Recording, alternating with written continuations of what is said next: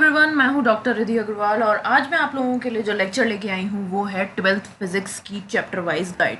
जैसा कि मैंने आप लोगों से 11th फिजिक्स के टाइम पे बोला था कि मैं 12th वाले चैप्टर्स भी बहुत जल्दी लेके आने वाली हूं। So here I am with the lecture. So आज के इस लेक्चर में हम ये देखेंगे कि 12th फिजिक्स में आपके क्या क्या चेंजेस आए हैं नीट 2024 के लिए, आपको कौन कौन से चैप्टर्स पढ़ने हैं और कौन कौन से एडिशन हुए हैं या कौन कौन से डिलीशन हुए हैं। सो बिना देरी किए स्टार्ट करते हैं हमारे फर्स्ट चैप्टर से, जो कि है electrostatics.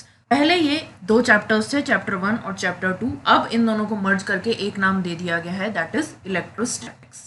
Then second is current electricity, जो कि चैप्टर 3 है आपकी एनसीईआरटी का। Next chapter is magnetic effects of current and magnetism. ये भी पहले दो चैप्टर्स में डिवाइडेड था, 4th और 5th में, जिसको अब सिंगल चैप्टर कर दिया इन्होंने। मतलब एक यूनिट बना दिया, हर एक चैप्टर की बजाय इन्होंने एक यूनिट बना दिया कि हाँ ये वाली यूनिट आपकी एग्जाम में आएगी। नेक्स्ट है हमारा electromagnetic induction and alternating currents, जो कि चैप्टर 6 और 7 को मिलाकर बनाई गई है। नेक्स्ट जो है वो है electromagnetic waves. Okay, then next chapter पे जाने से पहले आप लोगों को बताना चाहूँगी कि मैंने केमिस्ट्री के भी ऐसे 2 लेक्चर्स प्रिपेयर किए हैं 11th और 12th के। अगर आप लोगों ने अभी तक वो वीडियोस नहीं देखे हैं तो इस वीडियो के एंड में आपको उनके लिंक मिल जाएंगे। इसके अलावा डिस्क्रिप्शन बॉक्स में भी मैं उनके लिंक दे दूंगी। इसके अलावा रोज मैं शॉर्ट्स अपलोड कर रही हूँ जिसमें एक क्वेश्चन आता है, एक दिन फिजिक्स, एक दिन केमिस्ट्री, एक दिन बॉटनी, एक दिन जूलॉजी। तो उनको भी आप करके जाइएगा, जिससे आपको आसानी रहेगी अपने क्वेश्चन सॉल्व करने में एग्जाम में।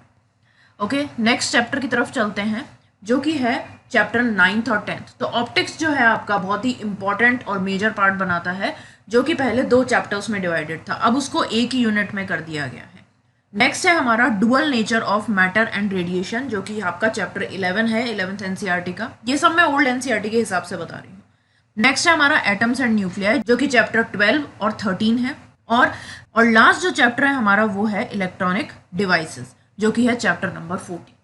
अब ये तो आपके चैप्टर्स हो गए जो आपकी 11th एनसीईआरटी फिजिक्स में आपको मिल जाएंगे। लास्ट जो हमारा इन्होंने एक गुगली फेंकी है इस बार, वो है एक्सपेरिमेंटल स्किल्स की। तो ऐसे होता था ना कि बोर्ड्स के एग्जाम के लिए जा रहे हैं तो उससे पहले हमारे प्रैक्टिकल्स होते थे, तो उसमें हमारे पास प्रैक्टिकल मैनुअल होती थी, उसमें से हम एक्सपेरिमेंट्स कंडक्ट करते थे, उसमें से हम पढ़ के जाते थे।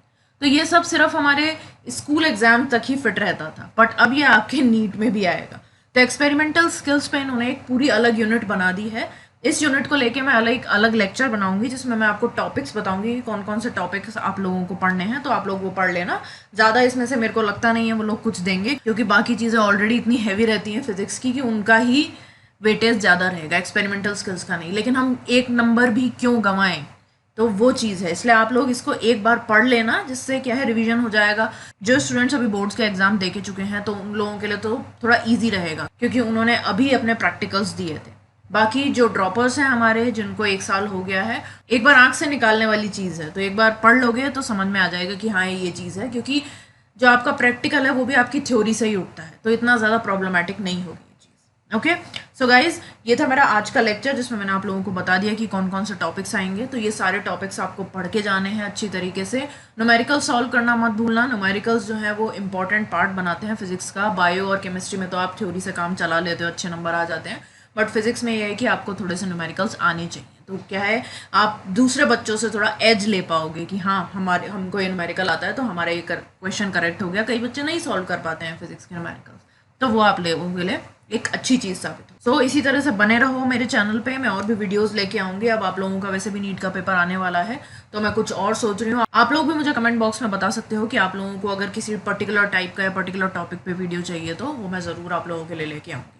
ओके, सो आज के लिए बस इतना ही। तो guys, keep watching my videos, like, share and subscribe. मिलते हैं हमारे नेक्स्ट वीडियो में, तब तक के लिए बाय बाय।